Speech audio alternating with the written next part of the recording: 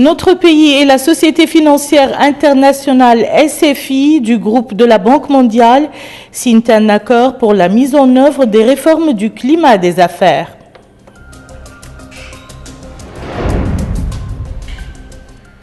L'Agence nationale Tadamun inaugure une école entièrement équipée dans la localité de Nishan, relevant de la Muqata'a de Tamsheket.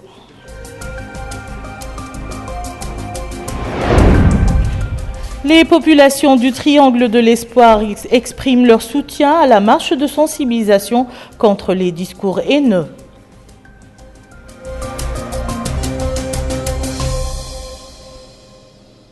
C'était les titres de cette édition. Madame, Monsieur, bonsoir.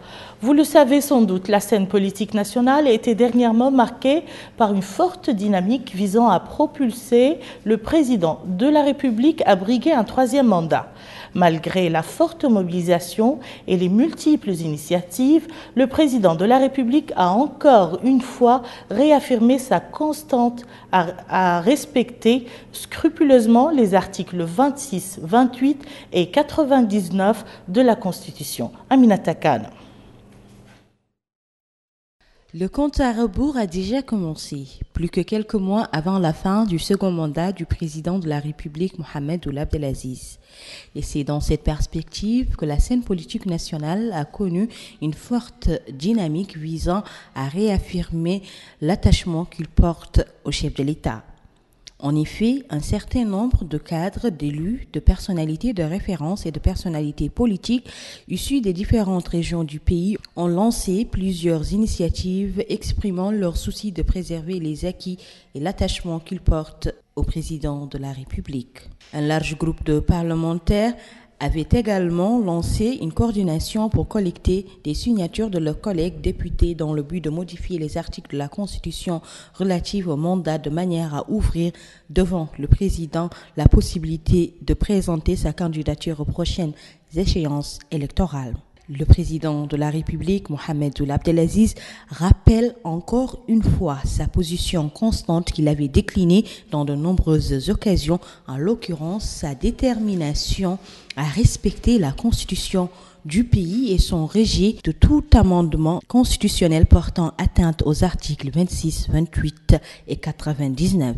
Mieux, le président de la République, Mohamed Ould Abdelaziz, invite tous les auteurs des initiatives ainsi que tous les Mauritaniens convaincus du style qu'il a instauré et conscients de l'ampleur du développement qu'a connu le pays au cours de ces dernières années, à consolider les institutions de l'État, à resserrer les rangs pour faire face aux ennemis de la patrie et aux adeptes de la division, de la haine, de la violence et de l'extrémisme et à orienter leurs énergies exclusivement vers la suppression des obstacles qui entravent la bonne marche de ce pays. Et pour plus de précisions sur le sujet, nous recevons ce soir l'honorable député Bamadine. Monsieur le député, bonsoir. Bonsoir, madame. Merci d'avoir répondu à notre invitation. Selon vous, qu'implique la décision historique du président en respectant la Constitution, en préservant la démocratie du pays et sa stabilité? Bismillahirrahmanirrahim wa salatu wa salam ala ashrafil mursalin wal anbiya. Cette décision prise par le président de la République de respecter la Constitution montre en tout cas deux choses essentielles.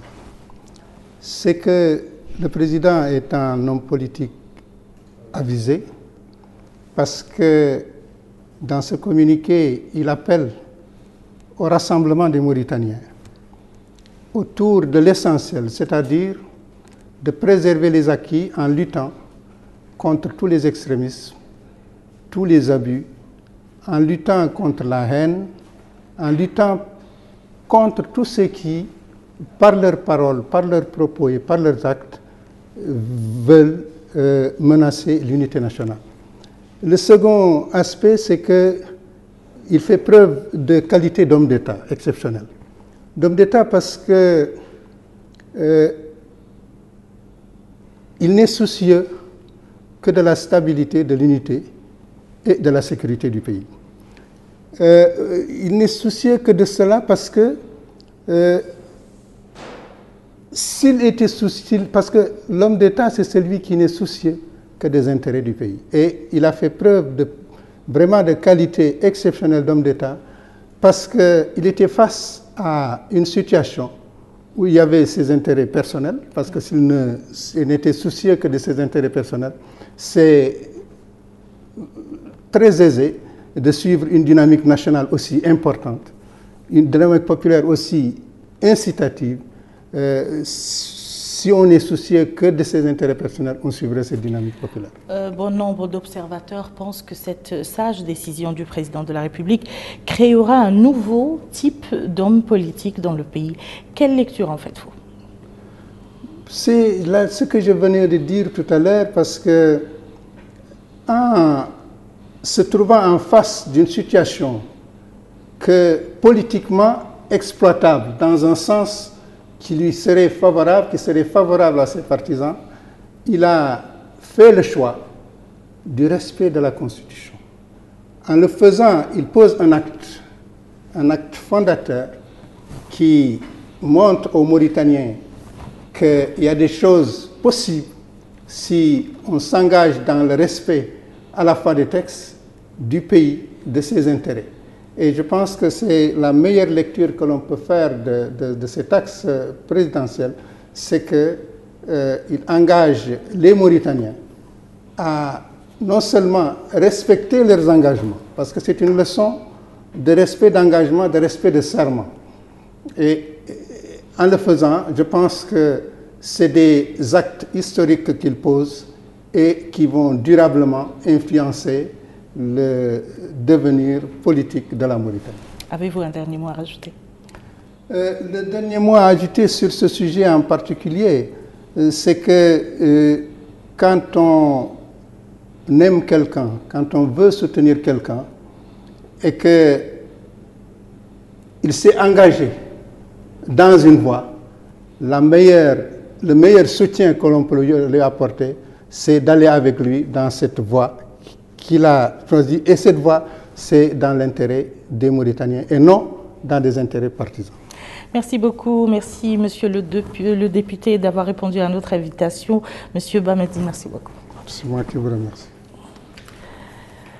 L'hémicycle a abrité une réunion, activité donc parlementaire. Dans ce journal, l'hémicycle a abrité une réunion de travail de la Commission des affaires économiques de l'Assemblée nationale, présidée par le député Yaroub Lemouine. L'ordre du jour de la rencontre était la discussion de 2 projets de loi. Le premier relatif au contrat programme entre l'État mauritanien et la Société d'assainissement, des travaux et de maintenance pour l'entretien du réseau routier national, et le second au contrat programme entre l'État mauritanien et la Société d'assainissement et des travaux pour l'entretien du réseau routier urbain pour la période 2019-2021. Le gouvernement était représenté à cette réunion par la ministre de l'Équipement et des Transports, Emel Mouloud, qui a passé en revue les chapitres des 2 projets de loi, insistant sur leur importance car devant permettre un mécanisme d'entretien du réseau routier national. Je vous le disais dans les titres, signature d'un accord de coopération au terme duquel la SFI apporte un appui technique et financier à la Mauritanie. Il s'agit d'un projet d'un montant de 52 millions de nouvelles ouguiya devant soutenir la mise en œuvre de réformes du climat des affaires, stimuler le dynamisme du secteur des petites et moyennes entreprises et de développer les partenaires publics-privés. Melika Narli nous en dit plus. C'est sur un accord de coopération au terme duquel la Société financière internationale du groupe de la Banque mondiale apporte un appui technique et financier à la Mauritanie qu'a porté cette signature effectuée par le ministre de l'Économie et des Finances, M. Mourtab Diaye, et M. Aliou Maïga, directeur régional pour l'Afrique de l'Ouest et du Centre de la SFI. Il s'agit d'un projet portant sur un montant de 52 millions de nouvelles ouguiya devant soutenir la mise en œuvre du réforme du climat des affaires, stimuler le dynamisme du secteur des petites et moyennes entreprises et développer les partenariats publics-privés.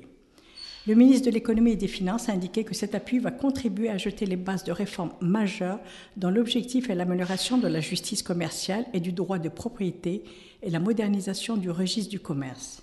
Il a ajouté que grâce aux réformes et aux programmes accomplis dans ce domaine depuis l'arrivée au pouvoir du président de la République et l'instauration du climat de stabilité politique et de sécurité dont jouit le pays, la Mauritanie a réalisé de remarquables améliorations sur le plan économique et avec une augmentation du taux de croissance annuel de 3,5% par an en 2018, dépassant les prévisions de croissance qui étaient de 3%. De son côté, le directeur régional de la SFI a salué les performances remarquables de la Mauritanie ces dernières années. Donc en tant qu'IFC, on est vraiment très content de pouvoir participer et de contribuer à ces efforts du gouvernement. Ce partenariat a débuté et puis est dû de longue date entre le gouvernement mauritanien et puis la Banque mondiale de façon générale et aussi IFC. Et nous en profitons pour saluer les performances remarquables que la Mauritanie a réalisées ces dernières années dans le classement du Doing Business. Elle a gravi 28 points en termes de classement de Doing Business. La signature de cet accord apporte une pierre de plus à l'édifice de la construction du pays. Direction la wilaya du Houd el-Gharbi, plus précisément dans la localité de Nishan, où le directeur général de l'Agence nationale Tadamun pour la lutte contre les séquelles de l'esclavage, pour l'insertion et la lutte contre la pauvreté, Maître Hamdi El-Mahjoub, a supervisé l'inauguration d'une école complète dotée des équipements pédagogiques nécessaires. Nous restons toujours avec Melika Narli. C'est dans le cadre de l'appui aux populations les plus vulnérables dans les localités éloignées ou enclavées que s'inscrit cette tournée du directeur général de l'Agence nationale Tadamun afin de rapprocher les services des citoyens, comme c'est le cas avec l'inauguration de cette école par le directeur général de l'Agence Tadamun. Une école flambante neuve qui va permettre aux enfants d'effectuer leur scolarité dans des conditions idoines. Une école équipée de tous les moyens nécessaires. Cet habitant déclare que cette école est située dans la localité de Nishan. Il remercie l'Agence Tadamun pour sa construction qui est d'une importance capitale pour le futur des générations. Cette réalisation, dit-il, répond à une doléance des populations de la localité. Auparavant, dit-il, nous avions une maison dont le toit était en zinc et était troué. Et avant cela, c'était une maison en terre.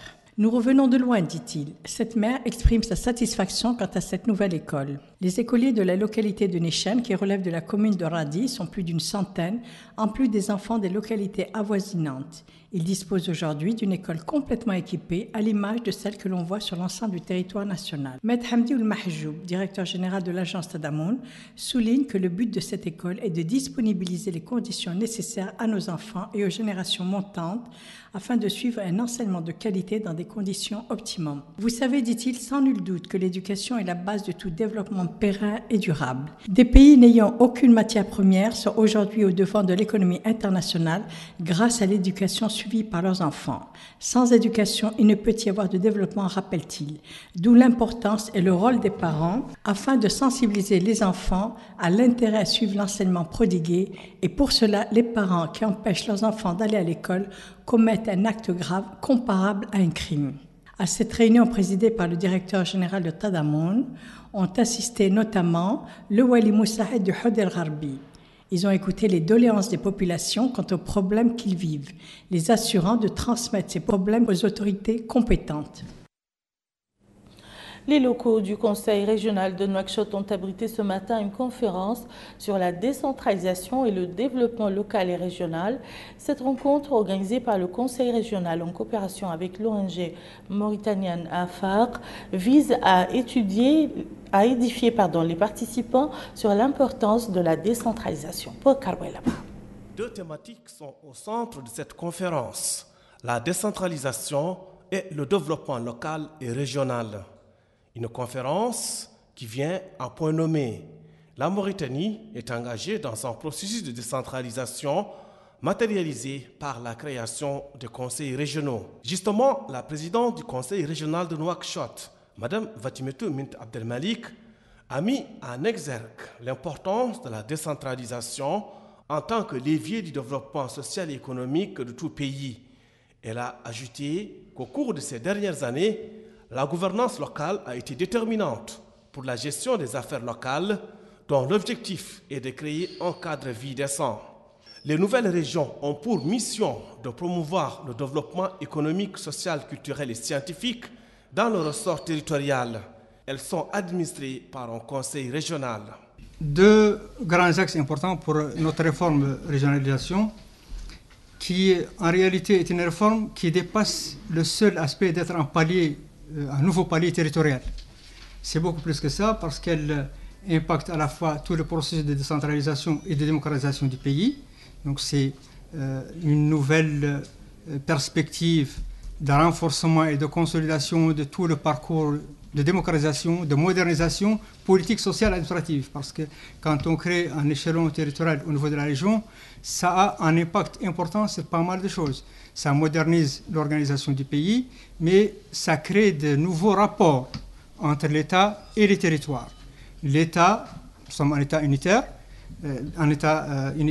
qui a une décentralisation basée sur des territoires, et l'État reconnaît à ces territoires maintenant un nouveau rôle et un partenariat. Des expériences étrangères ont été également présentées lors de cette conférence. La régionalisation, la compétence, c'est essentiellement tout ce qui concerne le territoire. Et donc, qu'est-ce qui concerne le territoire? C'est d'abord l'aménagement du territoire. Il faut ajouter, pour comprendre le système, que les provinces, qui étaient la division du pays, les régions essayent de supprimer leurs compétences, de les absorber, de reprendre des éléments, mais les communes, les municipalités, ont été puissamment poussées vers le haut. Je vous ai dit qu'en 1830, il y avait 2600 communes, maintenant il n'y en a plus que 600. Donc on a fait une loi, et on a fusionné les communes, et ça a boosté ce pouvoir. La conférence a été également ponctuée par plusieurs exposés sur les tenants et les aboutissants de la décentralisation et son corollaire, le développement local et régional. Les Mauritaniens de tous les horizons rejettent le discours de la haine et sont contre l'extrémisme. C'est le cas des populations du Triangle de l'Espoir qui ont exprimé à leur tour leur attachement à l'unité nationale et la cohésion sociale. Ces citoyens ont déclaré que les Mauritaniens sont appelés aujourd'hui plus que jamais à la préservation du tissu social du peuple. D'autres ont indiqué que le peuple mauritanien est uni par les valeurs de l'islam qui rejettent la division et appellent à la tolérance et à l'égalité. Ils ont également exprimé le refus total de toutes les formes de discrimination et de haine entre toutes les couches de la société mauritanienne, soulignant que les Mauritaniens vivent et vivront toujours en paix, loin de l'extrémisme et de la haine. Ils ont également affirmé qu'il y va du devoir de tous d'user de tous les moyens pour contrecarrer toutes les velléités qui portent atteinte à l'unité nationale. En d'autres termes, se dresser en un seul bloc contre la haine et les comportements nuisants à l'unité nationale. Répondre à la politique de décentralisation avec efficacité dans le domaine de l'enseignement est l'un des acquis de la réussite de cette politique à l'intérieur du pays. C'est dans ce cadre que nous mettons ce soir l'accent sur les programmes des formations de l'École normale des instituteurs d'Agjoust, dans la wilaya donc de Linchiri. Plus de précisions avec Moussa Ndiaye. L'école normale des instituteurs d'Agjoust a été créée pour renforcer le secteur de l'éducation nationale. Ces activités visent à rehausser les niveaux des différents établissements scolaires dans la wilaya. Aussi, encadrer un staff du secteur de l'éducation nationale capable d'accompagner les orientations et stratégies du département. Monsieur Mohamed Al-Mamoun Boulsidi, directeur adjoint de l'ENI d'Agjoust, a déclaré que la création de cette école de formation a beaucoup contribué au renforcement des ressources humaines du secteur en conformité avec la politique de décentralisation en vue de permettre aux citoyens, notamment à l'intérieur du pays, de bénéficier de plusieurs opportunités en réponse à la politique de son Excellence, M. Mohamed Ould Abdelaziz, au cours des 10 dernières années. L'école normale des instituteurs d'Agjoust forme et encadre à cet instant précis plus de 300 élèves dans différents domaines pour une durée de 3 ans. Atafrah bint Mohamed Malaïnine, étudiante, a dit que les conditions et l'encadrement sont acceptables. Aussi, ajoute-t-elle, les matières sont simples et pas difficile. Aziz Ould Mohamed Taleb a déclaré que les conditions sont bonnes et les étudiants sont satisfaits. L'administration et les étudiants collaborent dans un climat qui ne nécessite aucune pression, dit-il. C'est sous la supervision d'un encadrement administratif que les différentes sessions de formation se poursuivent sans obstacle, a dit M. Mokhtar Mohamed Ali, chef du département administratif à l'École normale des instituteurs d'Agjucht. Il a précisé qu'il met l'accent sur l'organisation des formateurs et tous les personnels en mettant en place des programmes et horaires des formateurs. À côté de l'ENI d'Agjucht, on constate une école d'application qui complète l'action des formateurs en évaluant le niveau des étudiants déjà formés avant la fin de leur formation. Fin du journal, le rappel des titres. Notre pays et la Société financière internationale SFI du groupe de la Banque mondiale signent un accord pour la mise en œuvre des réformes du climat des affaires. L'Agence nationale Tadamon inaugure une école entièrement équipée dans la localité de Nishan, relevant de la Muqata'a de Tamshik.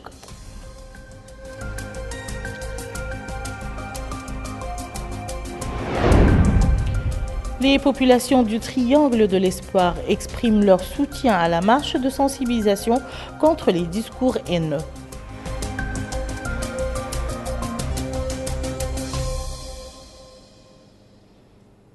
Merci, Madame, Monsieur, de nous avoir suivis. À demain, Inch'Allah.